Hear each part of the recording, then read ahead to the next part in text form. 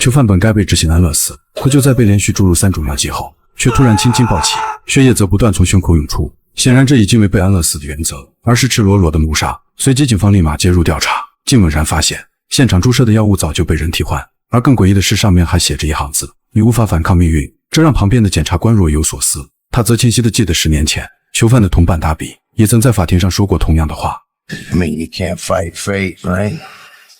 很快警方将矛头指向达比，而此时的达比则在家中吸食面粉。就在他从新闻中得知当年的背锅侠惨死刑场，他却止不住的狂笑。可很快一个电话就让他与笑无缘，是一个陌生人打来的。本以为这只是一个普通的电话，可对方让他看看窗外，因为警察正在对他展开抓捕，如果不想被抓，就得听从自己的指挥。达比赶忙穿上自己昂贵的皮草，根据神秘人指示跑上楼梯，临走时还不忘对着警察来上2枪，生怕警察不知道他的行踪。紧接着神秘人让他擦掉枪上的指纹，然后再将其扔掉，立刻跑到前面的废弃工厂，因为那里正停放着一辆警车，而里面的警察早已被电晕，但是90秒后就会清醒，如果想活命就跑快点。达比迅速跑到对方说的废弃工厂，并且门口也确实有辆警车。眼看警察处于昏迷状态，达比拿起他的配枪，呼喊着叫他赶紧起床，并且逼迫对方赶紧发动汽车。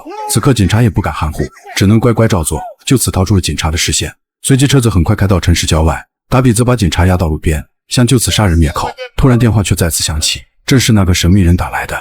My guardian angel. You know why I'll never see my wife, the little girl, again? 原来眼前的警察就是那个神秘人，他摘掉假发露出真容，而此人正是他10年前入室抢劫，用棍子不断殴打的男主人。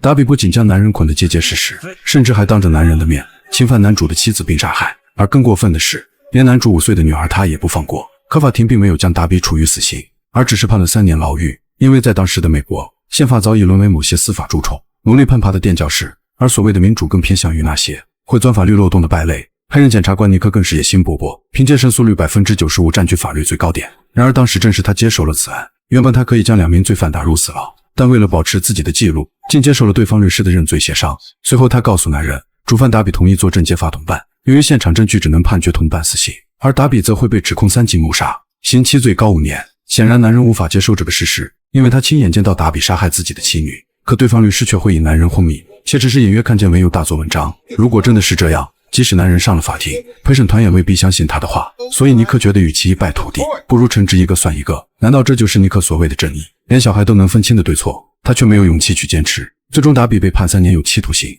更让人气愤的是，庭审结束后的尼克竟与杀人犯达比握手。然而这一切都被男人尽收眼底，他转身离去，从此消失。直到10年后，他精心策划才将达比引出。此时达比正要开枪，却发现自己根本无法动弹，因为男人在枪柄上安装了河豚毒素，甚至连剂量都刚好合适。此刻他并不着急将达比处死，而是要让他也尝尝绝望的滋味。随后他将达比固定在案板上，然后给他注射定量生理盐水，以防止达比立刻死亡，甚至利用检测仪实施观测心率，而给他注射肾上腺素，就是让他一同享受自己的杰作。不仅如此，男人还给他切割双眼皮，不允许他紧闭双眼，因为男人很清楚那种无助的感觉，就像当年亲眼目睹妻女惨死一样。此时男人推来一面大镜子，然而镜子上竟贴有妻女的照片，为了就是让妻女看着仇人。等男人做完这一切，他便打开摄影机，记录自己所有的创作过程。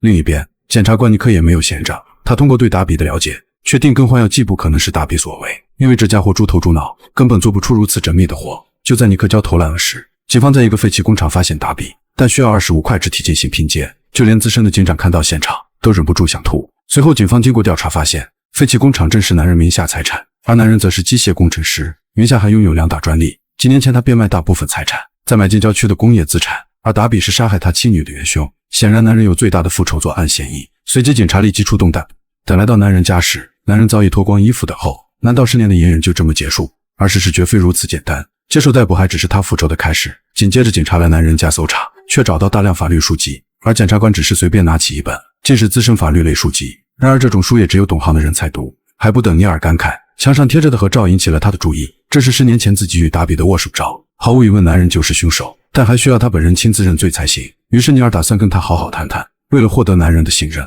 他主动申请关闭所有监控，并以父亲的口吻套近乎，还对男人的所作所为表示认同，给予了赞赏和理解，并且安慰男人没有了痛苦，世界会更加美好。显然尼克很擅长与罪犯产生情绪共鸣。等他做完这些后，就开始进入了认罪正题。尼克询问男人是否谋杀达比，男人点头如捣蒜。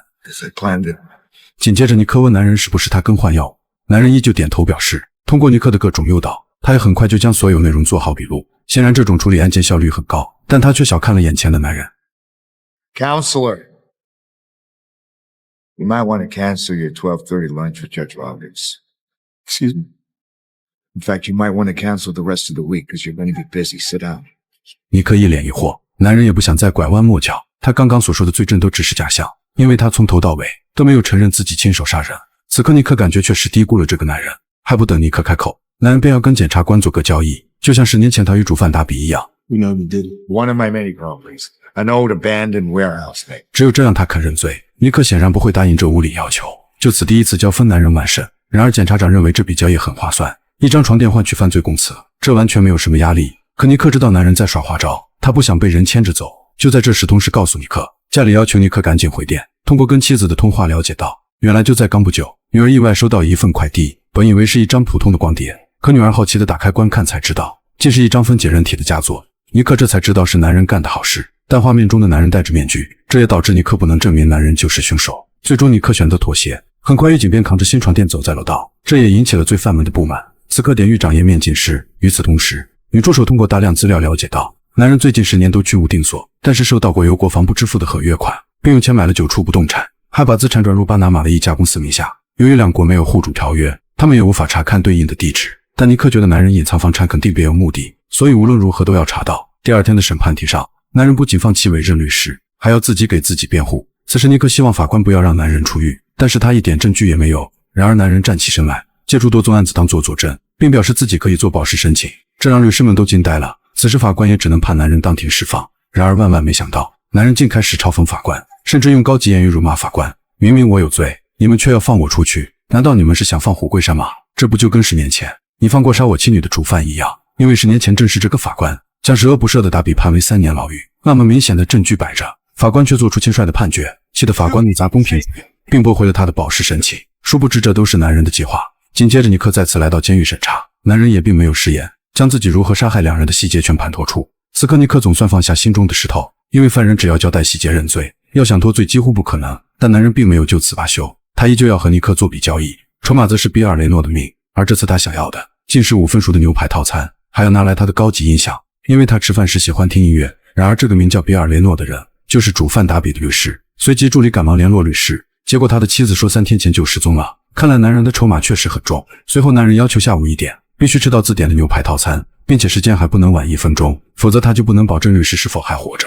很快监狱就开来一辆餐车，经过层层筛选安全后，才肯将牛排送进监狱食堂。但典狱长受够了男人竟在自己的地盘为所欲为，于是故意拖延安检流程，等所有东西端给男人餐桌上，时间却超过了8分钟。既然你们这么不准时，男人也就慢悠悠地享受着美食。等他进行后，便给了尼克一个坐标。随后尼克立马乘坐直升机朝着坐标位置赶去，可只看见地上的手提箱。等尼克挪开手提箱，便徒手扒开地面的泥土，这才发现躺在里面的律师。然而此时的律师早已没了呼吸。经过警方调查发现，凶手设置了精准氧气时间，假如没有迟到那8分钟，律师也不会窒息而亡。然而男人的计划还不止这些，他邀请同房狱友一起享用美食。吃完牛排，他悄悄隐藏骨头，然后趁着狱友不注意，一道道刺进他的颈动脉。等解决完狱友后，他便舒舒服服地躺在床上，等所有狱警赶来。他甚至还要求洗个热水澡，这让典狱长暴怒，立即将男人关进潮湿的禁闭室。然而另一边的尼克极度消沉，2次交分自己都是完败。此时女助理却带来2个消息，一个是他们没有权限调查男人房产，而另一个则是可以通过朋友秘密调查。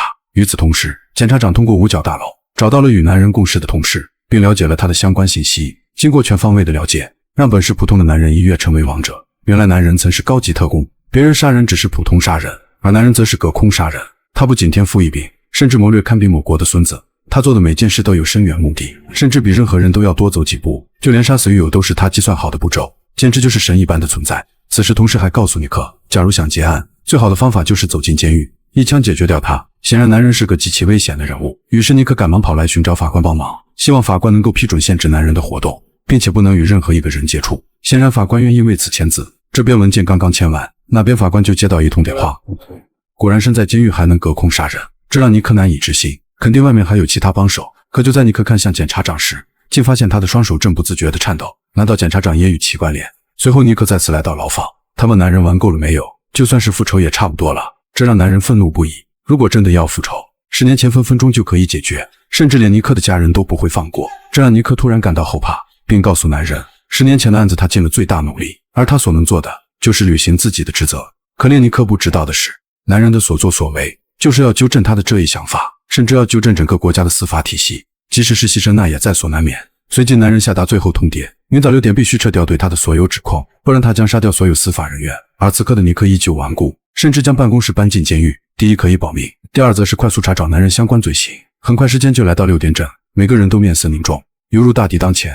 直到时针跳向12时，大家都安然无恙，这也让尼克放下心中的惧视。可就在大家准备离开时，突然汽车发生连环爆炸。可唯独尼克的车子没有任何损伤，看来男人是想把尼克放到最后。如此巨大的直接性谋杀，这也引起了市长的高度关注。但可悲的是，明明知道谁是凶手，却对他无能为力。此时尼克向市长发誓，绝对不会让男人伤害任何人。可他依旧把家人交给了警察保护。当他回到家后，竟发现桌子上多了一个相框，里面依旧是他与达比的握手简报，这让尼克瞬间感到后背发凉。于是赶忙利用特权将男人约出，还不等开口，就给男人来上了几拳，